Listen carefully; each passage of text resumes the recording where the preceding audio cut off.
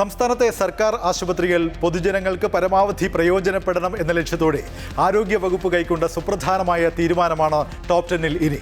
സംസ്ഥാനത്തെ ജില്ലാ ജനറൽ ആശുപത്രികളിൽ എല്ലാ ദിവസവും 24 മണിക്കൂറും സ്പെഷ്യാലിറ്റി ചികിത്സാ സേവനങ്ങൾ ലഭ്യമാക്കാനാണ് തീരുമാനം.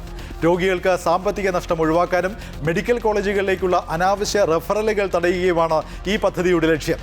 ആദ്യഘട്ടം പുനലൂർ താലൂക്ക് ആശുപത്രിയിൽ നടപ്പാക്കും.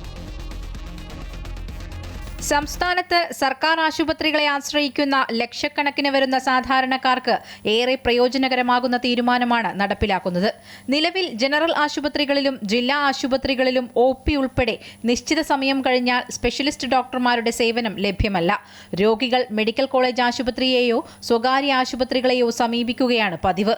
ഇത് രോഗികൾക്ക് ഏറെ സമയനഷ്ടവും സാമ്പത്തിക നഷ്ടവും വരുത്തിവെക്കുന്നു. ആശുപത്രികൾ രോഗീ സൗഹൃദമാക്കുന്നതിന്റെ ഭാഗമായാണ് സംസ്ഥാനത്തെ എല്ലാ ജില്ലാ ജനറൽ ആശുപത്രികളിലും 24 മണിക്കൂറും സ്പെഷ്യലിസ്റ്റ് ഡോക്ടർമാരുടെ സേവനം ഉറപ്പാക്കുന്ന സുപ്രധാന തീരുമാനത്തിലേക്ക് ആരോഗ്യവകുപ്പ് കടക്കുന്നത്. രാത്രി ഷിഫ്റ്റ് ഉൾപ്പെടെ വിദഗ്ധ ഡോക്ടർമാരുടെ സേവനമുണ്ടാകും.